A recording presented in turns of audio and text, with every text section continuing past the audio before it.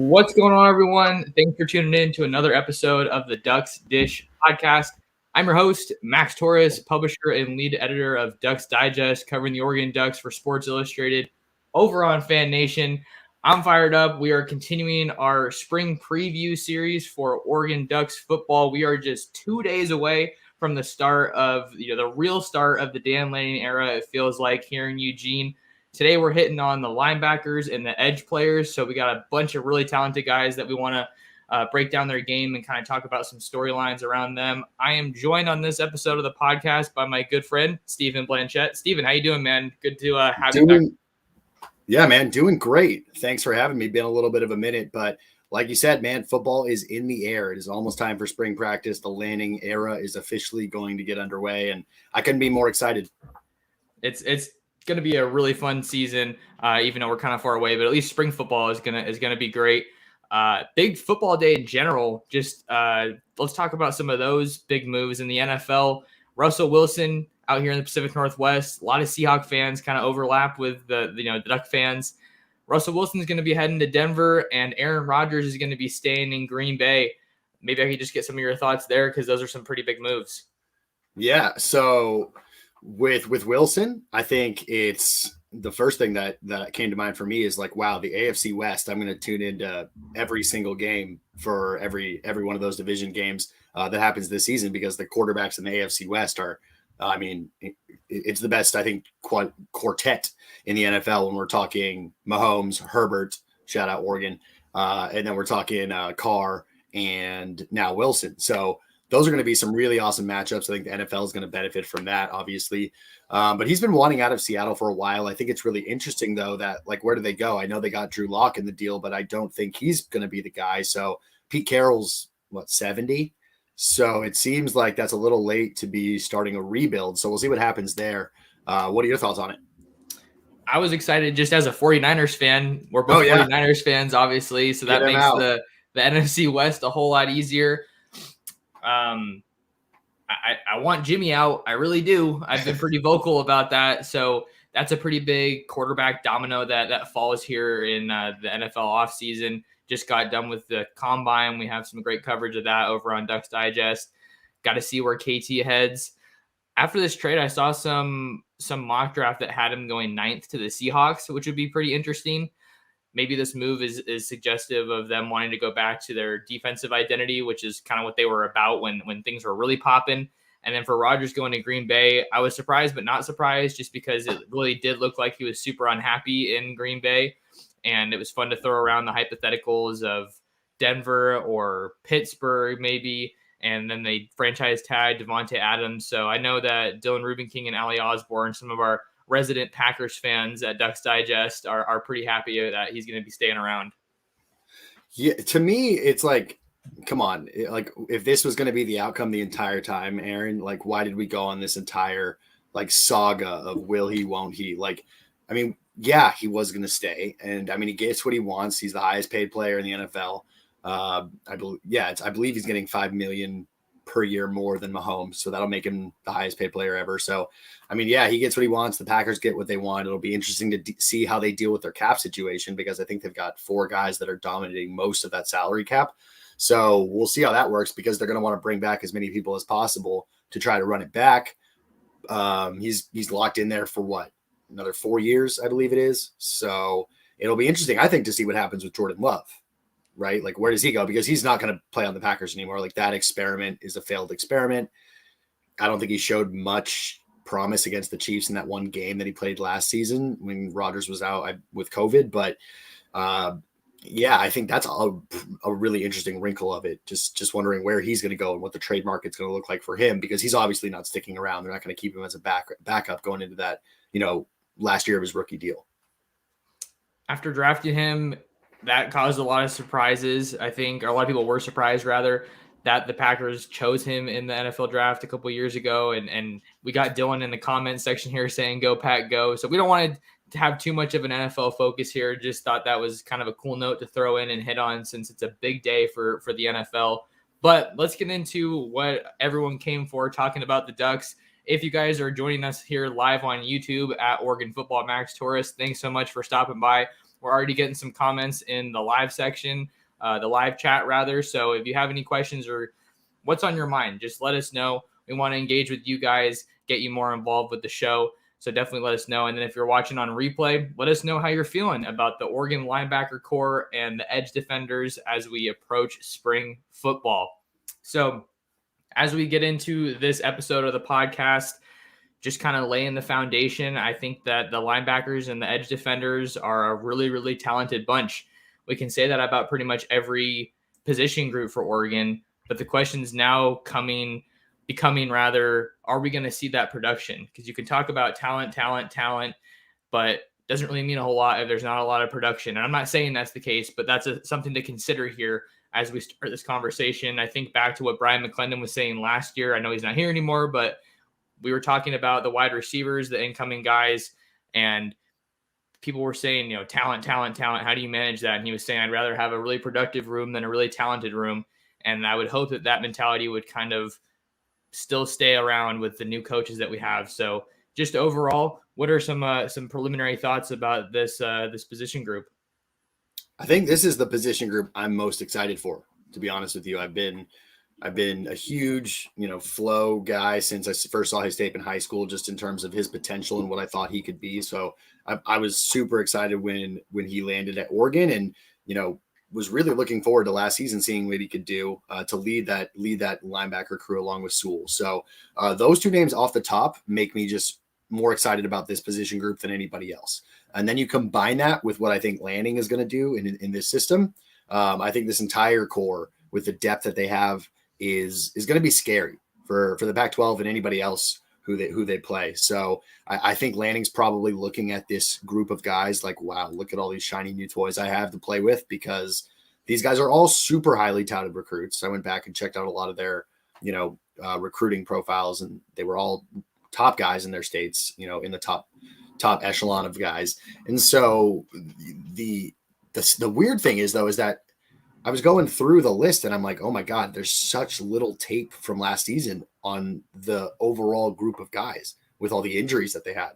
So going back to my excitement about this group and being most excited about them out of any position group, I am, but I'm also probably most nervous in terms of the history of what's going on with this group and their, ability to play, literally be out there to play as a unit. But that all being said, I am excited to see these guys flying around. It's going to be really fun to watch these guys. They're incredibly athletic. And again, the depth is going to be the best thing, I think, for this team. If everybody can stay healthy and you can just plug and play all these monsters that we're going to be talking about here on the rest of the video, this position group can be special. Totally agree. We're already getting a comment here from Andrew that I think would be a good starting point for this conversation. Talking about Andrew saying here, it was just brutal never getting to see Noah, Justin, and KT wrecking teams together, given that Flo has had some injuries since he got to Oregon, and we really haven't gotten to see him play as much as we would like to, right?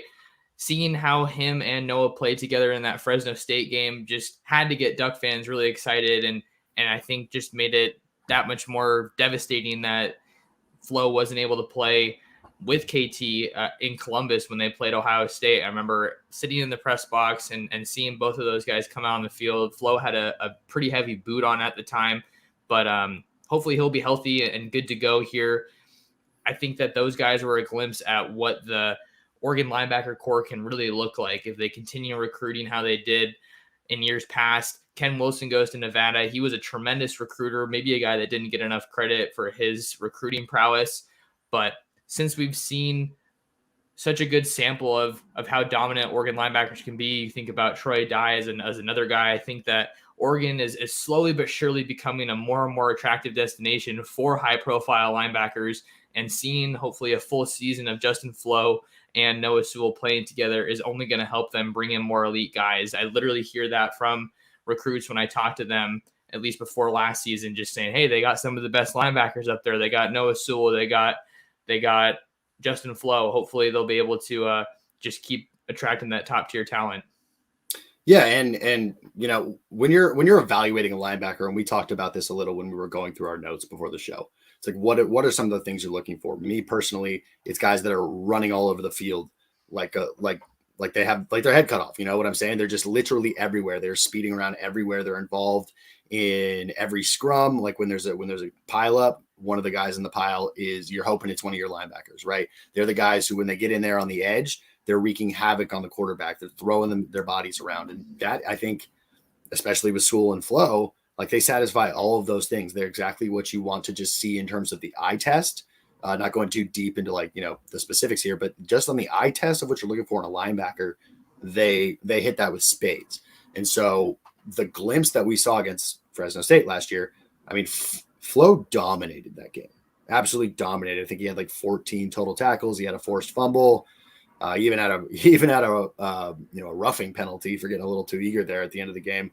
But regardless, I was rewatching that film today in preparation for this, and the guy's just like, he literally flies all over the place. I did see him, and actually I saw a bunch of the linebackers at one of the basketball games, and I can confirm he was not in bubble wrap. Confirmed not in bubble wrap. But I think that he's obviously healed up. He's had an entire year to do it. So again, the defense and the linebacker core specifically is going to be highlighted by those guys. But when you're looking for like an ideal elite linebacker, like you've got him. You've got two right there, and then you've got all that depth as well. So I'm just really excited to see Lanning get his his football scientist brain in there and see where he's throwing these guys around. I also am curious, and Max would love to get your thoughts on this. What do you think do you think that there's going to be more of an emphasis on the edge for rush from these linebackers like Flo and like Sewell, Keith Brown potentially as well, guys like that, to replace KT's production, both on the pass rush and the rushing side of the ball? So I'm wondering what you think about that. Yeah, I'll answer that question. Then we have some more here in the comments that I want to get to. But as far as that goes, I think for Flo and Noah, those are two guys that definitely excel at rushing the passer just because they're so physical. But I'm not sure how much we'll see that just because they are manning the middle of the defense a lot. So I feel like since they're not true edge players, maybe we won't see that as much. One idea that I kind of had in my mind throughout the offseason, because they are looking to replace KT, is do they maybe have Noah put his hand in the dirt and just be a straight up edge rusher? Because he is a really talented linebacker, but I feel like that's one of the reasons I'm so confident in Lanning with this defense, is I think he's going to hopefully put some of these guys in better situations than we maybe saw with Tim DeRuyter last year to really take full advantage of all those skill sets. So having Noah rush the passer more, having Flo rush the passer more, and not dropping back in coverage like we saw KT doing so much. But it's worth mentioning they did play different positions, so that probably factored into that a little bit to answer that question. So I don't think those two guys are going to be super crucial as far as filling that edge rusher capacity, Stephen, but I think they're definitely going to have a big role in this year's defense, regardless of where they end up lining up. But because Noah has the experience and he's a really veteran guy, even though he is still pretty young, I expect him to be the centerpiece of that defense. One of Matthew's questions here. Sorry, it took me a second to get around to you, Matt. Is this team 2-4-5 or 3-3-5 or 4-2-5? So asking about the alignment there.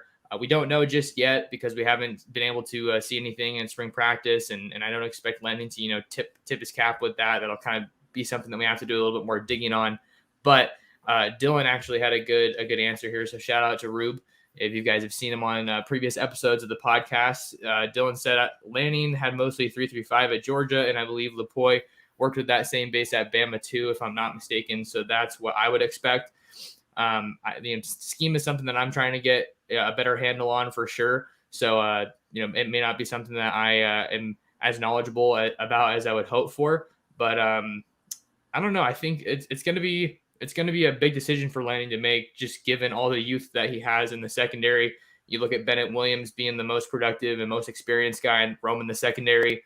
And then Dante Manning and Triquez Bridges getting some pretty decent playing time last year, but I don't think that you've seen enough from them to be truly confident in one of those guys stepping in for a number one corner like Mikael Wright. Yeah, agreed. And I shout out Rube again for that note there. So I think a 3-3-5 just based on history is something that could be a safe bet. But man, I'm going to touch on this literally the entire time, guys. The depth of this position group, I wouldn't be surprised if we just see a classic 3-4 a lot of the time, where you just give these guys the freedom to roam.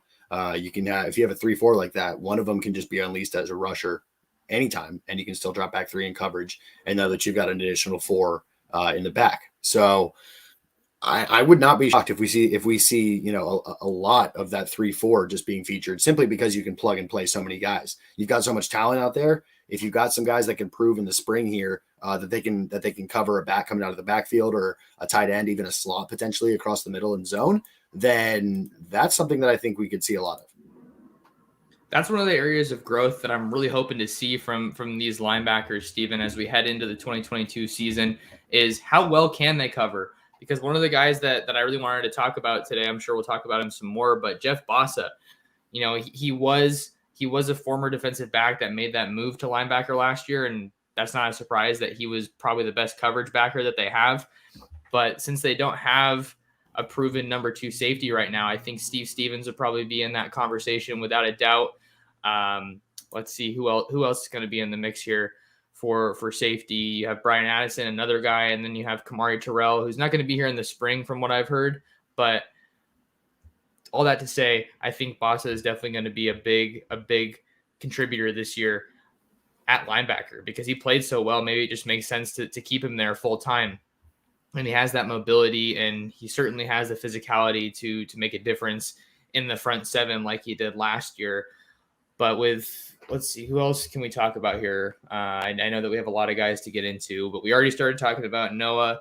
You know what you have with him. That's got to be the guy that they're probably most excited to work with for this new coaching staff. But definitely want to see him getting involved more in the blitz. And he's also a great run stopper for sure. But with Justin Flo, just the explosiveness that he has, I've probably watched his highlight tape more than any Oregon player. Just getting excited for what he has, seeing him suplex guys, and he's a freak, man. I saw a video of him literally breaking his helmet on a hit. Oh yeah, I think I saw that one too. Never seen that before. Not in the NFL, not at the college level, just a helmet being smashed. That's like basically been given a crash dummy test before it gets ever handed to a player. So yeah, he's a freak. And so the potential that was squandered last year with the injuries for him to be out there with the rest of this crew, he's definitely him and Sewell. I'm just so pumped to see them running around, flying around there, because also another thing with them, and this is something where obviously it's worked on, but it's one of those natural things that, coaching only at the highest level really brings it out further. And that's just the instinct and vision that these guys have. I was going back and looking at some of Noah's tape today, and specifically, I think he's got the best eyes on the defense, just in terms of being able to read a play and where it's going, and being able to insert himself into the right place that he needs to be, even if he's not the guy making the play. So that's something where those two guys, again, specifically, you can tell just that they've got that sort of intangible thing that's really hard to coach and bring out of somebody if they don't already have it, which is that just knack for the ball.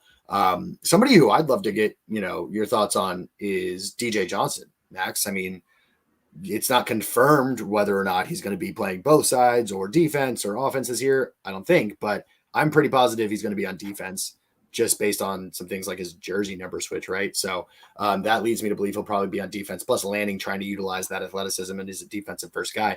But that's somebody who I'm really excited to see, just because he impressed me so much when he had to sub in there at tight end. Like, he got Oregon out of several different really hairy positions on third and short generally, where they would roll him out on a screen. And against USC 2 years ago, 2 or 3 years ago, dominated them. So that's the kind of guy where if you have him just focusing on one thing, I think he can really, really excel. So if he does end up just playing mostly defense, that's somebody off the edge who I think can make a huge impact this year. DJ Johnson is the edge player that I'm most excited about, without a doubt, on this team, because he is such a contributor overall. He's a phenomenal athlete. If you go back and look at his 247 profile, it literally says that he had 100 offers coming out of high school. And I think he's someone that's just scratching the surface of their potential at Oregon. He was a pretty dominant tight end, really the X factor for the Ducks during the COVID-shortened 2020 season. But once KT got hurt, we saw him get moved over to the defensive line, back to what he played more of at the beginning of his college career when he was at Miami.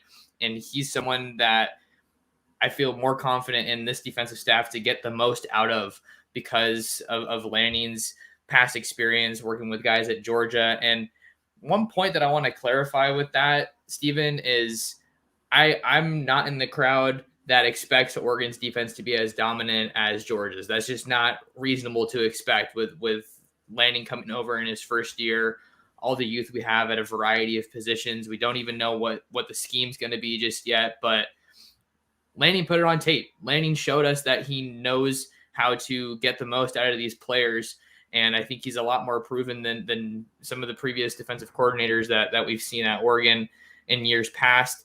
And with DJ Johnson, he's just a phenomenal athlete. He's a guy who has, he's really quick off the ball. That's something that you need out of an edge rusher. He's the guy that I think is most capable right now to replace KT, which is not going to be easy. I don't even know if you should say replace KT, but help them adapt and move on from KT. I think that's going to be huge. And then Braden Swenson's another guy that we want to talk about. But just given how another thing that might be indicative of where he's going to line up next year is that I think Dante Thornton switched his number to 2, and so did DJ Johnson, I believe. I don't know if you saw those social media posts, but that would probably suggest that they're not going to be playing on the same side of the ball.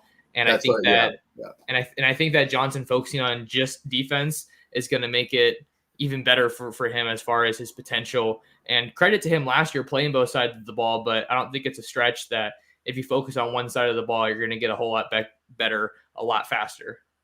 Yeah, and I think you hit on a couple really good things there. First, with Lanning's defense and expectations, you're right. He put it on tape in terms of what it could potentially be and what it takes to be a national championship worthy and winning defense. That being so, I don't expect that out of year 1 or year 2 for that matter, right? But what I do expect, Max, are glimpses. I do expect that with this group that is here in Eugene, that if all goes to plan, everybody buys in, injuries are at a minimum. I think I do expect to see glimpses of that, to see specifically maybe some games against lower Pac-12 competition, such as let's bring up Cal, for example, last year. I think with this defense, instead of a close, 1-point win against Cal kind of thing, we could see like a 56-3 pounding, that kind of stuff with the defense. And with that, that's where I think you see sort of glimpses of like what a shutout defense really is, where they don't look past an opponent, where where if they're ever in a game where the offense is sputtering, the defense bails them out. Those are the kind of things that I'm going to look for, because I think those are the kind of things that have been missing, or some of the things that have been missing in big games for Oregon the past few years. Another thing you mentioned with Johnson, just that athletic ability. I love if he is going to be on defense for the year. I love that on the edge he's got that like twitchy ball skill sort of skill set.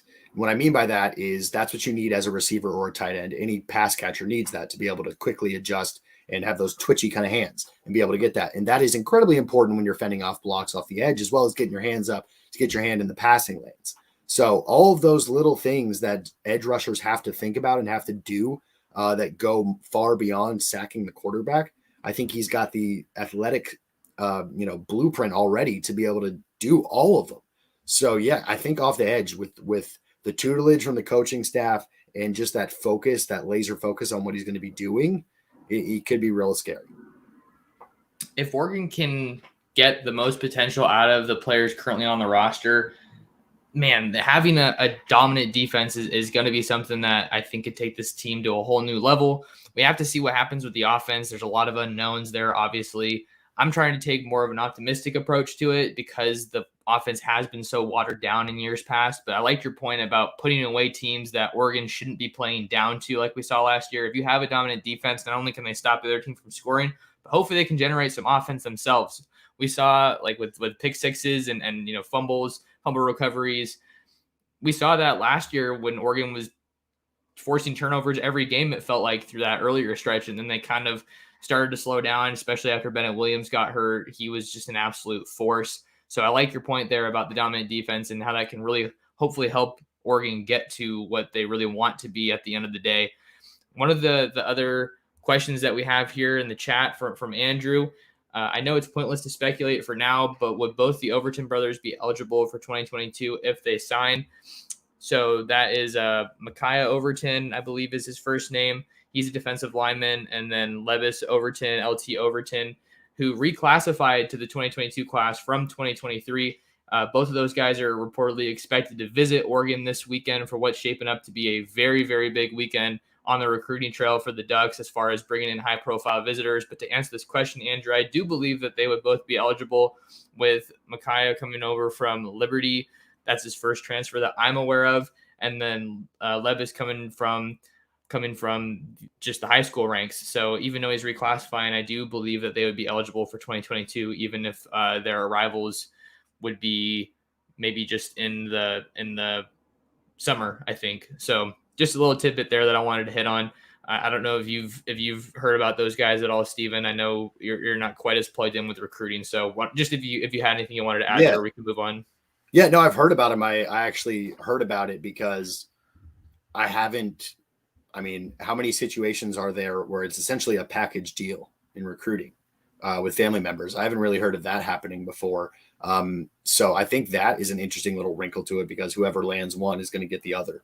So that just makes it even more important for the Ducks and, for every other school that's trying to pursue them, to impress them when they make their visits and do whatever they can to sign them. But they would be a great get, the both of them. You've got a really highly touted high school recruit, but it's also, you've got somebody with experience at Liberty. And so you don't have two kids that are pups. You've got one kid who you can plug in right away, and then another kid who's got skyrocketing potential, and, you're going to get a couple good years out of. So there's certainly somebody who landing, I think, has probably got a pretty close eye on in terms of, that process that they're going through.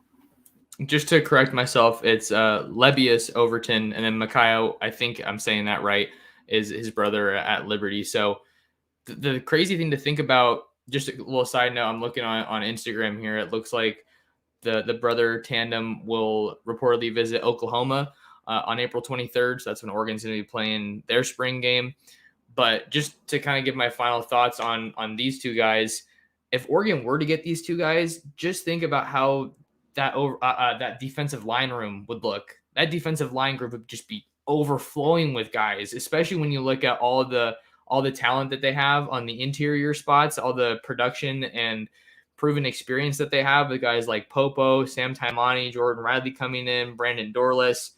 Dan Lanning has absolutely attacked the interior of the defensive line. We know that he's prioritizing winning the line of scrimmage, which is something that you want to see, especially from a defensive-minded guy.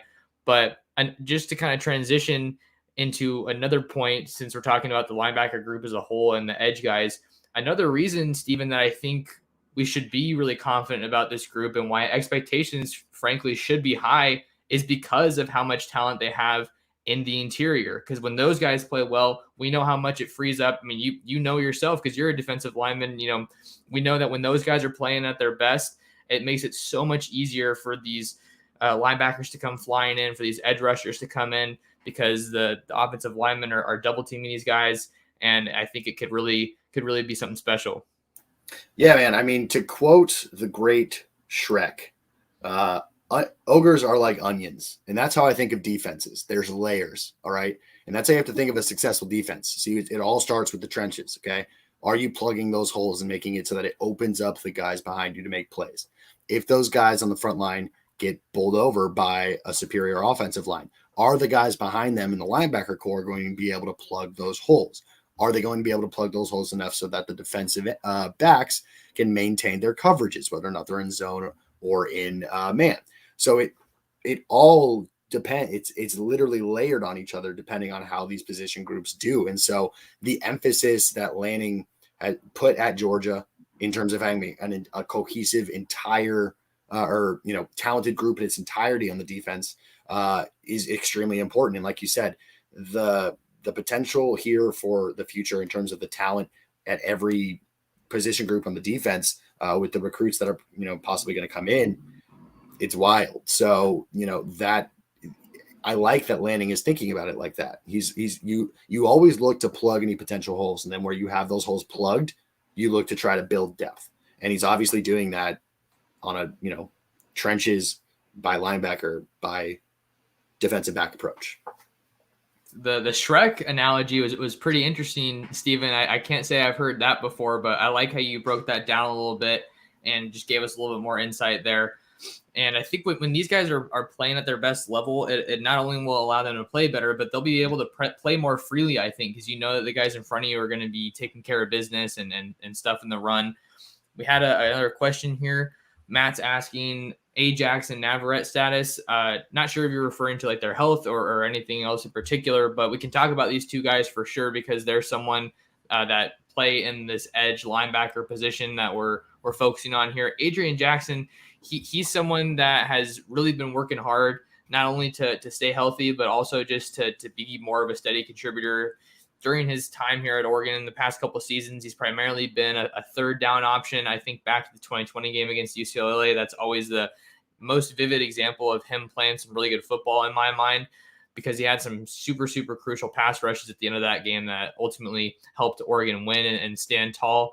So he's a guy that hopefully they'll be able to get him to put it all together. And he's a veteran, so hopefully they can have him just be more of a steady contributor. And then as for Jaden Navarrete, he's somebody that I think a lot of Oregon fans might have forgotten about just because we haven't seen too much of him. He was someone that I covered pretty extensively on the recruiting trail before he got to Oregon.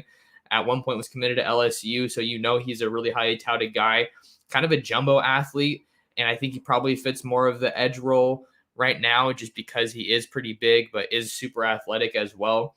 So he's an intriguing option to think about for sure as far as what this group could maybe look like going into next season. All right, let's see here. A couple more guys we wanted to talk about. Also got a little recruiting news to hop into that just broke in a second. So we'll get to that shortly. But how about we talk about Mace Funa and Braden Swinson, because those are some more of those guys that are bolstering that depth. Funa was a starter. Braden Swinson got more time, it felt like, as the year went on. What were you feeling about those guys, Steven?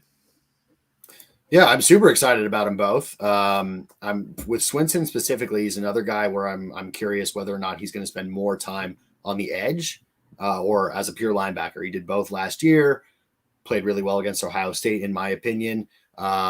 He's another one of those guys who's super gangly, right? He's like 6'4", 234. So he's really long and athletic, and that typically behooves an edge rusher because they're able to use their speed to get around the outside, be able to hand fight pretty well because of how long their arms are. And then again, they can get their hands into the passing lane.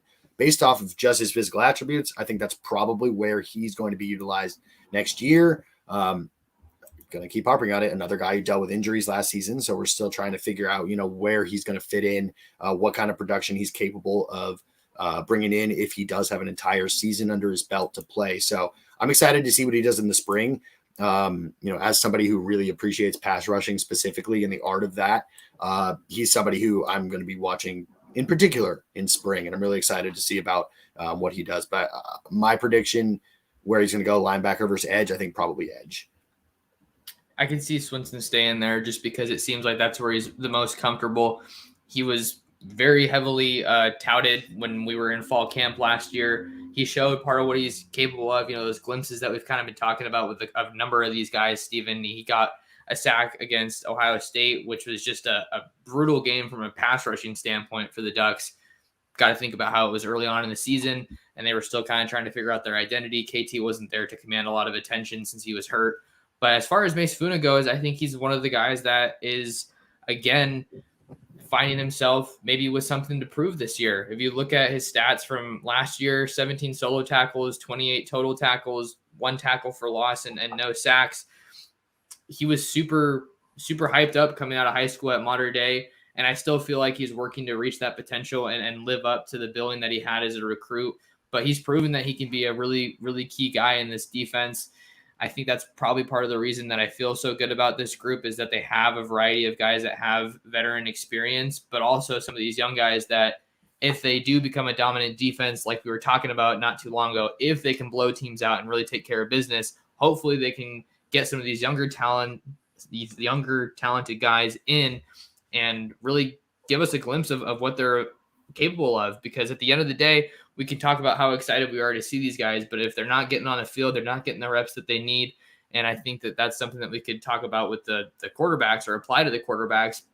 that's been one of my main points from last season, is that because that was one of the biggest downfalls or fallouts, I guess, from Oregon playing down to their opponents, is that they couldn't get these young guys valuable reps that they so desperately needed.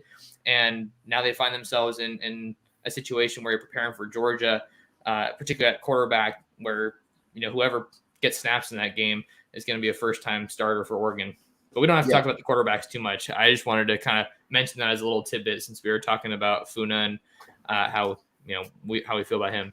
Yeah. And just to kind of add on that, I think, and granted, this is my opinion, right? I'm not a defensive coordinator for a reason, right? But the way that I try to look at, or if I was a defensive coordinator, how I'd want my defense to be is success package heavy. And what I mean by that is not just having a bunch of packages for the sake of having a bunch of packages, but if you've got a lot of depth on your defense, a ton of really talented guys that can all perform, then you're able to have all those guys ready to go at different packages on almost a per formation basis to be able to plug and play. And that's the dream, is to be able to say, okay, I know that I can rely on every single one of my bench guys in every single package that we throw out there. It's not going to be something where, okay, no matter what we do, we've always got to keep, let's say, Sewell in here because we're weak at inside linebacker. Now, I'm not saying that's the case. I'm just using that as a hypothetical example. That's the thing where if you can avoid that almost across the board,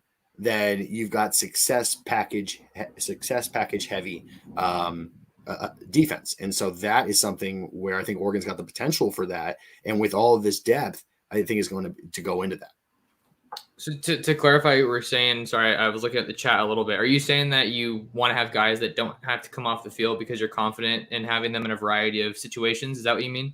That's part of it. But the other part of it is that you want to be able to you are confident in those guys leaving the field, because you've got other people that can supplement on those packages. So what I'm saying is if you go through spring, let's say, and we've got, okay, overall, we're going to be having X4 linebackers start, but 2 of our backup linebackers are really, really good in pass coverage. That you're able to supplement them in on a pass coverage package and not have any drop off, but then also know that you can get them in there and you're not going to be having to exploit weaknesses of the guys who are your starting backers. Does that make sense? Yep. Okay. Yeah, that's a good point, because you want to have that 2 deep. That was a talking point throughout spring ball, fall camp last year. The whole season is that they were working towards that dependable 2 deep. And I don't think it ever really quite got filled out, because Oregon wasn't in that position last year, like you were mentioning, Stephen, where you're super, super confident in that next level. And you look at linebacker when they were dealing with injuries to Keith Brown. We saw Nate Hukalani coming in. Micah Roth got some pretty significant playing time as well. But I like that. I like that point a lot, because if Oregon can strive for that, then they'll really be able to steady out their linebacker core. I want to take a quick break from the edge players to talk about some recruiting news that just broke.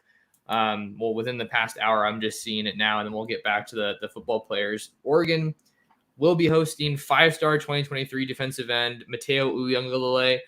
A lot of people know him because of his brother's last name, who's over at Clemson.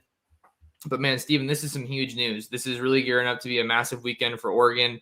Hopefully they can get, I think in an ideal situation, you can get maybe a 2023 commitment out of this weekend with all the high-profile guys visiting.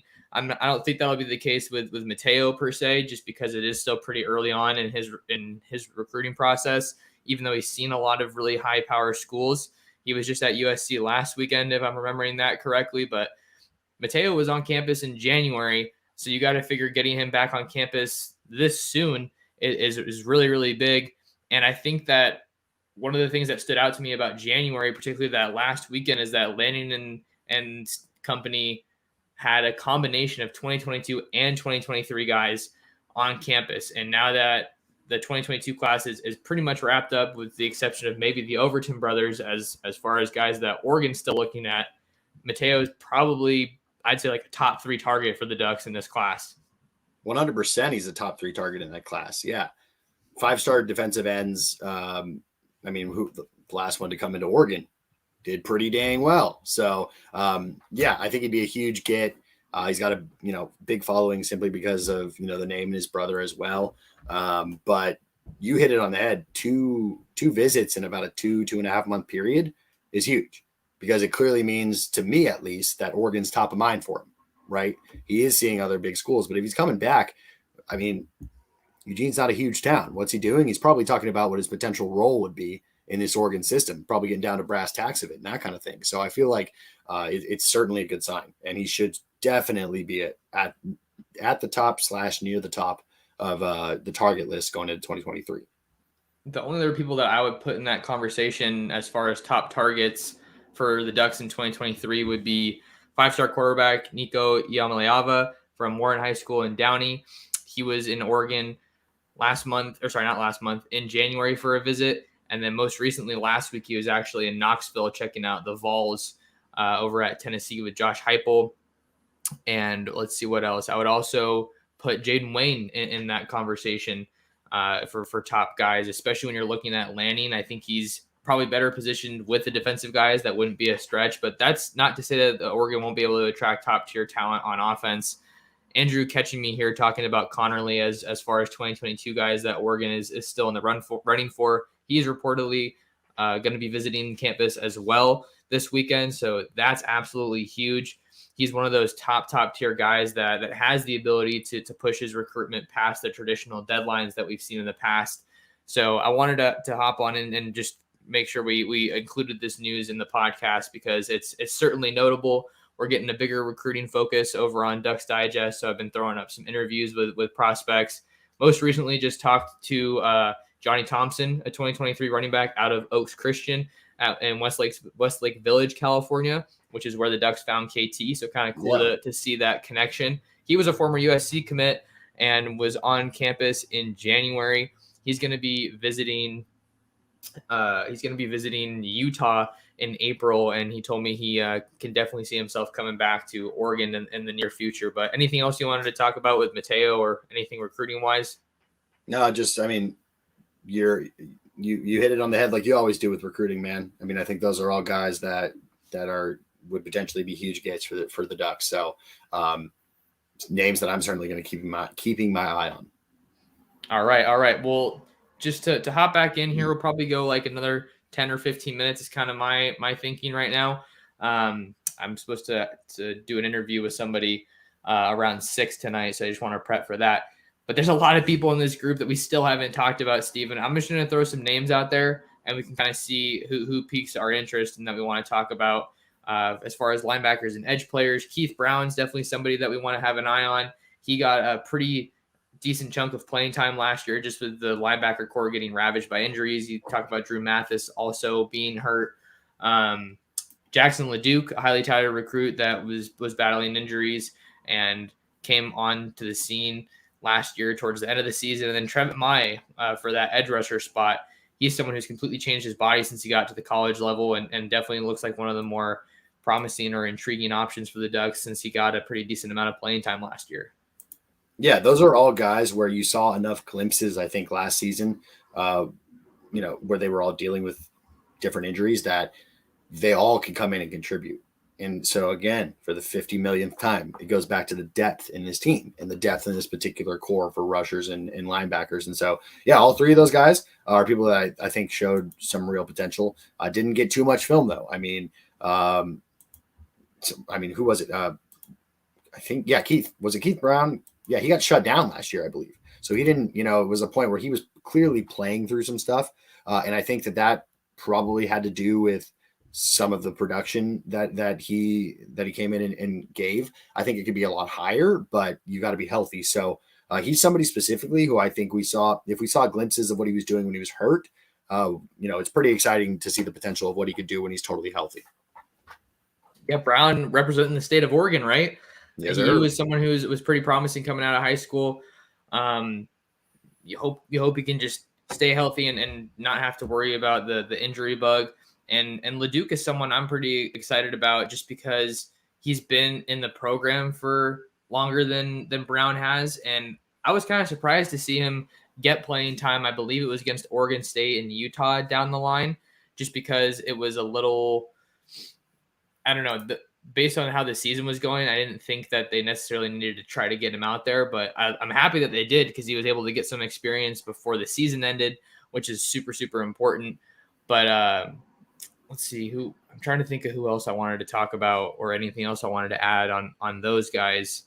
You talk about the depth. Trevin Mai, I don't know if he's going to be a starter just because of the additions in the roster that they have right now, but he's someone that I think you can have that confidence in if someone does go down just because he's played. So don't want to repeat myself too many times with that the reps thing and getting some good experience for these guys last year. But and Max, I'm curious. So let's go back to scheme real quick here. Let's say that a 3-4 classic scheme is played a lot. Okay, and so let's not go 3. We can talk about another one, 3-5 potentially, but let's go 3-4 here with the 3 defensive linemen and 4 linebackers. Who's your starting 4? Okay, for the linebacker core, yeah, I'm gonna go with Sewell and Flo lining up next to each other, and then for the other 2 linebackers, I'd say Bossa, and then maybe LeDuc. Well, no, because you're hold on, sorry. So those 4 would include edge players too, right? And then the 3 would be the just straight up traditional defensive linemen. Yeah, sometimes you have one edge rusher on a 3-4 on the line, but yeah, just for the purposes of this, yeah. Okay, sorry, yeah, no, you're keeping me on my toes here, Steven. So let me take a sec here. So Sewell and Flo definitely going to be mainstays, and then I think you probably got to put Mace Funa on one of the edges, and then DJ Johnson on the other edge if we're looking at the edge rushers there for my starting 4. That's kind of what I would go with right now. Yeah, I'd say Flo and Sewell for sure in the inside with that Will and Mike, and then Funa and I think Swinson are probably going to be the guys on the outside, and then I think DJ as one of those 3 players on the up front if we're going with a little smaller line up front with the 3-4. But yeah, I was just curious to see what you think that's going to be, and then I think the backup guys are going to be Brown and LeDuc in the middle, and then Jackson and Maya on the outside. Yeah, well, that's crazy because we just said that, and I feel like we're kind of seeing eye to eye there, but Bossa is not even listed as a starter there. Well, I think he's going to be a safety. I think he's going to play safety. You think he's going to move back? Yeah, I think he's going to play safety. Okay. I think that's just where I think there's more need there, simply put. Like and that's, again, this is a layman, looking at it from the outside 100%. But my view is when I look at this linebacker core, I'm like, holy smokes, man. Like the talent on here is absolutely insane. Where would you plug in a third guy who's got that much talent? You want to, if he's got the ability to go out there and play safety, and maybe he's more of a cover backer anyways, where you've got all those other holes plugged up. That's why I think he's probably going to be playing safety. But I think it'll also be a hybrid role. I don't think he's not going to take any reps at linebacker. And if anybody were to go down, he's probably the first one you'd slide in there, especially if it's on the outside. It does feel like there's more need at safety with Verone McKinley's departure. But I agree it makes sense, but I just don't know if you're confident enough in the coverage ability of the linebackers to not have Bossa there. So maybe we have these 4 as our starters, but if they're passing all over the Ducks, hitting those short to intermediate routes over the middle, maybe you got to make a change there. Or if they're hitting the alleys and some of these linebackers aren't fast enough to get there, maybe you can bring Bossa back. But regardless, Steven, of where he plays, let's say he does go to safety, right? You talked about he probably the first guy to bring down. They have that flexibility because of the fact that he played last year. So I think that's something that's definitely going to be valuable, but I would agree that there's definitely more need for safety right now just because of the sample size that we saw last year and this position on the roster. Yeah, and coverage specifically is something that I'm most excited to see the improvement from Sewell this year. And I was looking up some of his more in-depth stats, and his pass rusher rating is off the charts. His run stopping rating is off the charts. And these are ratings that NFL scouts put together based off of a ton of different metrics that go over my head. But those ratings were really high, but he struggled, at least ratings wise, in coverage, which was interesting to me because that's something that just watching last year, I didn't notice a ton of. I wasn't watching games being like, wow, Sewell's got a lot of coverage issues. Like I wasn't seeing that with just the eyes, the eye test. So I'm really interested to see now that that's in my head, what that looks like. And he's a Sewell, right? Which means that all he did in the offseason is work on football and try to improve his craft. And so I would not be surprised at all if Sewell comes in here this year and has really improved the pass coverage kind of arsenal of his game. And that's what you're looking for those things where it's like, okay, if you have a weakness at pass coverage on the linebacking core, then that's where you want to be able to plug and play somebody who is going to be able to come in there on a package by package basis, as opposed to an every down guy. But it's just as good if you can have that situation with the backup and still know that your starter is completely capable. So I'm really interested to see how Sewell specifically has improved his pass coverage. I don't want to harp on Sewell too much because obviously he's a phenomenal player, but when I do see some situations where it's like, oh man, I think that was Noah's assignment or something, for example, I think that the pass coverage is the one, the biggest area for growth that I see. And I don't think it's not going to be at the point where he's not going to be on the field. Like, he's the most talented guy on that defense. You're going to keep him on the field, but how much can the rest of that group just improve overall? Maybe that's a better thing that we can do, because then if the group's better as a whole, then you're not going to be seeing those lapses as often.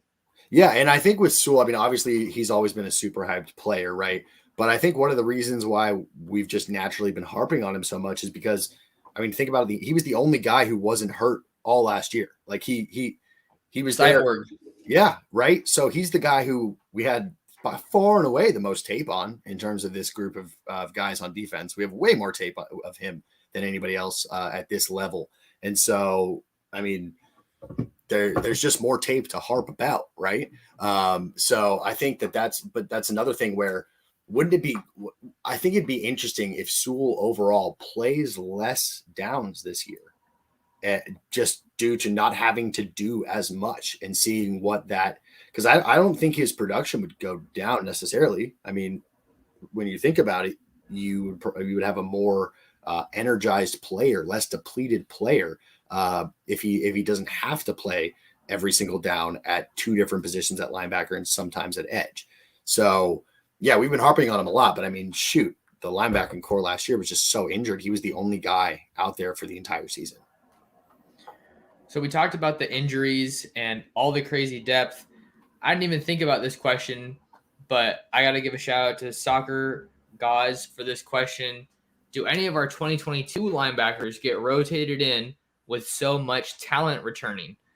So the 2022 linebackers, just to get everyone up to speed, we're looking at Harrison Taggart out of Corner Canyon, an absolute powerhouse in Utah. That's where the Ducks found Jackson Powers-Johnson. He's pretty speedy, and I think he moves really, really well for a linebacker. And then Devin Jackson out of Burke High School in Omaha, Nebraska. He has a track background, and that guy can really move. A little bit slighter of frame, maybe a little bit undersized for a linebacker. But like we saw with Bossa, that was a huge benefit. So I think he's someone that I'm super excited about, Devin Jackson. And I want to see how this staff with Wilson Love and the rest of those strength guys goes about kind of managing his body. I can't think of a better way to say that, because you want to get more size on the guy probably, because I don't think he's got that college frame, but you don't want to lose that athleticism. You don't want to lose that speed. So that's maybe going to be one of the trickier recruits to kind of manage once he gets to campus. But it's been reported that Taggart's going to be enrolling early for spring football.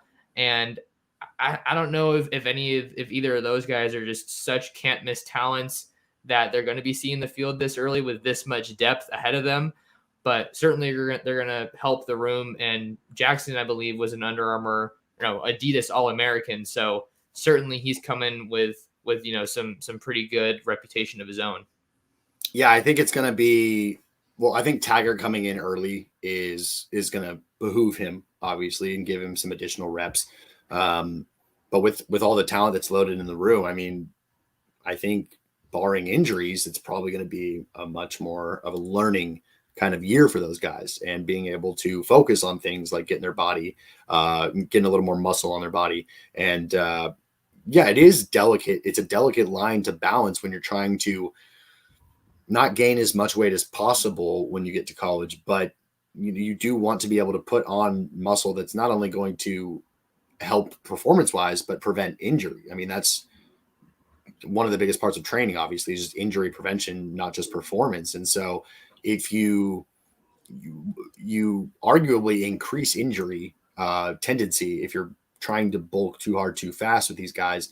So that's one thing to think about. But the other thing, you hit it on the head, is that you don't want to sacrifice the athleticism. I mean, it'd be great if you can get some guy to gain like 40, 50 pounds of just pure muscle when he gets to campus. But if he can't grab a Post-it off his back, then what, he's not going to be that flexible and be able to move. So it is a fine line to sort of manage with that. And I agree. I think it is going to be something for the training staff. It's going to be a little bit of a challenge to kind of find that right balance and medium, not only for his health, but just for the production of the player. Steven, I got to give you a shout out because you've really been like one of the most consistent guys, I think, with all the live streams. Obviously, Dylan has been on a lot, which has been great. I brought Graham on yesterday, but I love this platform, and it's just been super fun to grow it all. Yeah. And I wanted to say that because that's awesome. But like comments like this just help me realize that sometimes there's things in a show that I completely forget about. Anthony Jones is already on campus at Oregon, and he's going to be playing that edge outside linebacker position. So shout out to Mikey G for keeping me on my toes and just keeping Anthony Jones's name in the conversation here. If you remember, Steven, the Ducks flipped Anthony Jones from Texas. Yep. And during the early signing period, which I thought was a huge move. He was former high school teammates with Sir Mel's out there in Nevada. And he's probably one of the more intriguing prospects in this 2022 class just because he is kind of a jumbo athlete. I think about him and Jaden Navarrete kind of in a similar vein, just with those guys being really, really athletic and playing kind of the tight end role as well as some defensive line and outside backer in high school. So Anthony Jones does have some good tape, and he could very well be in contention to get a bigger cut of playing time. But it's just wild that now that we're talking about all of it, Steven, so I'm kind of riled up and fired up. Now that we're talking about all of it, it's just crazy how deep this group is, because when I was covering this team last season, it was just injury. Like they're not finding themselves in good situations from a personnel standpoint, but now heading into spring, they're just loaded. Yeah, I mean, well, the thing, I think Mikey, you nailed it right there with that's, I think that right there, the some good tape. That's a very good way to describe almost everybody that we're talking about, is they've got some really good tape.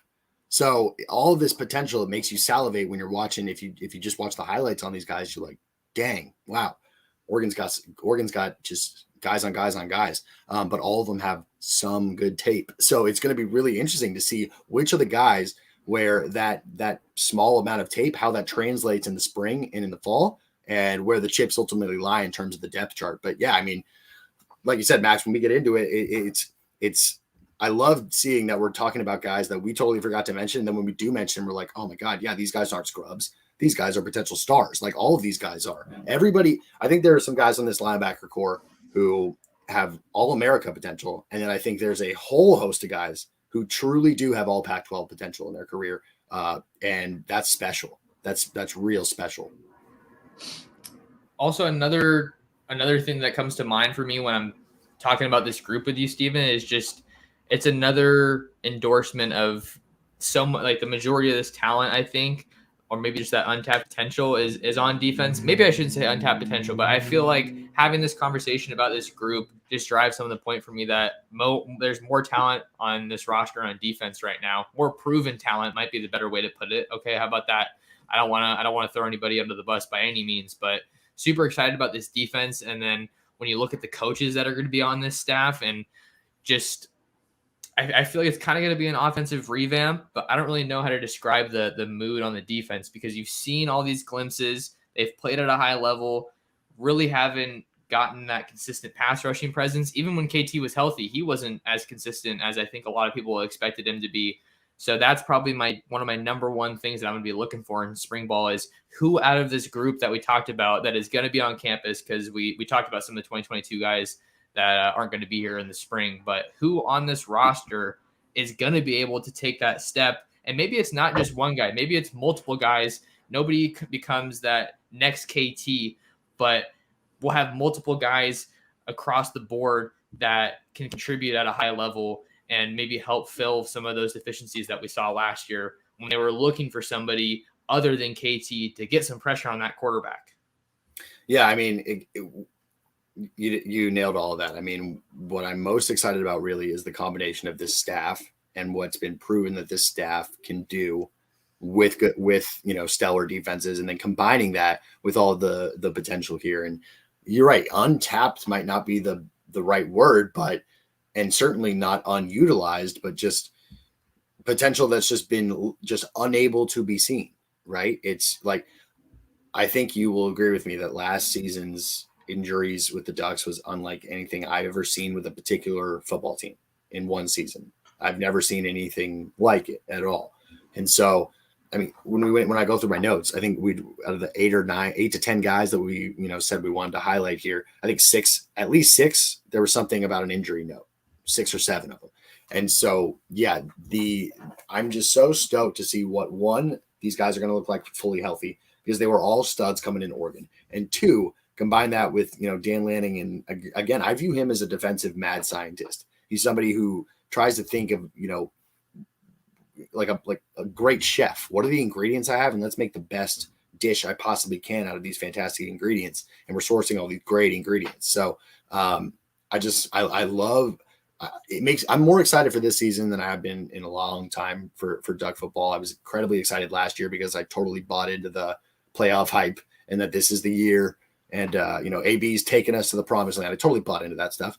So now, with expectations a little tempered in terms of 1 year success, I'm more focused on, okay, like what's this year is going to be such a good barometer to see what the potential is going to be like for the future under Dan Lanning. And again, we're definitely not going to see a Georgia defense year one, not even close. But if we can get those glimpses that we were talking about, if we can have games where Oregon is a clearly superior opponent and the defense makes sure that the scoreboard reflects that, regardless of the offense's performance, then I think that's going to happen several times this year. It'll be a good barometer with the Georgia matchup, but also BYU. Like, that's going to be a huge matchup that I'm super psyched for. This is the last thing we're going to touch on in this episode of the podcast because we've already hit an hour, which is wild. It's just flown by. This has been a blast, but Matt says we need to hear about Jabril McNeil, inside or edge. So Jabril McNeil comes over from North Carolina. He was in that 2021 class, but kind of got buried on the depth chart with the way the things shook out last year. If you look at his tape, you can see how versatile he is. I think that I would say edge, but it's hard to say edge because I feel like there kind of is more depth there, but not necessarily from a pass rushing standpoint, if that makes sense. So I feel good about the depth at edge, but someone needs to step up and show that they can rush the passer and not just cover and stop the run. That's kind of how I feel about that. And that's why I think maybe since it's wide open for an edge rusher, maybe McNeil could be someone that steps up outside.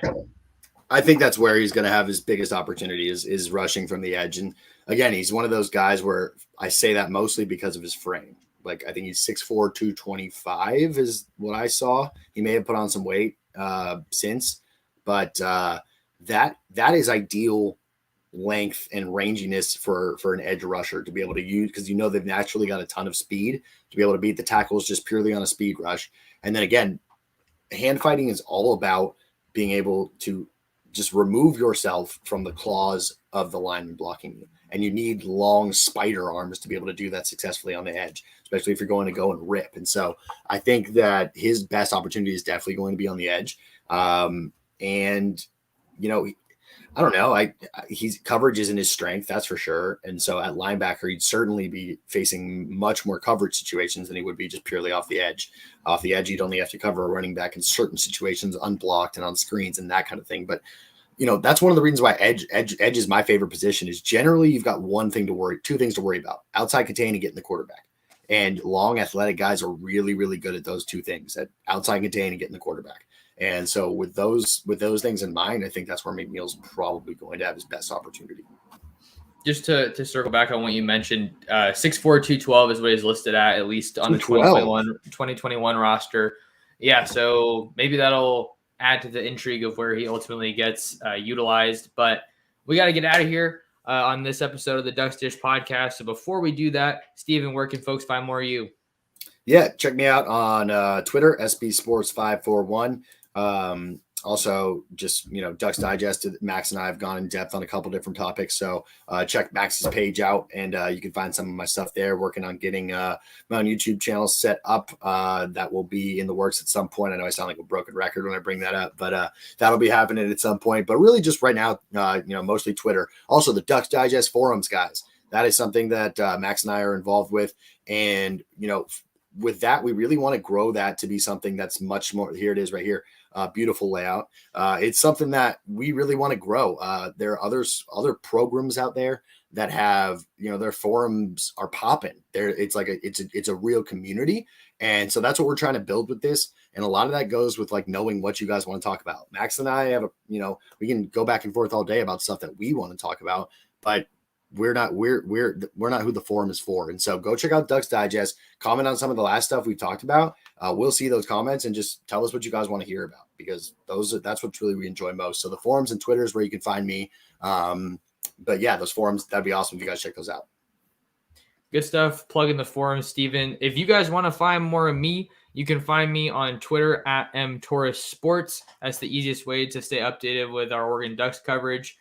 Because sometimes we can't always hop on a YouTube live really quickly, but it's a lot easier to send out a tweet. So follow me on Twitter at mtorresports. If you guys are watching here live on the channel, definitely go ahead and take a second to subscribe, hit that notification bell so you don't miss future live streams and future videos that we're posting. Got a lot of awesome videos recently with more previews, with more recruiting insight and analysis. That's really fun to get into. And then let's see, what else can I plug here? If you want to follow Ducks Digest on other platforms, we're at Ducks Digest on Twitter, Instagram, Facebook. And we also have a free newsletter, the Ducks Digest newsletter, which you can find in my Twitter profile. So that'll do it for us on this episode of the Ducks Dish podcast. Big thanks to Stephen for hopping back on. Been way too long since we last talked. So with spring ball coming up, we're going to be doing a lot more of these, hopefully. And make sure you guys stay tuned in to Ducks Digest for your latest Oregon Ducks news. That'll do it for us, guys. Take care.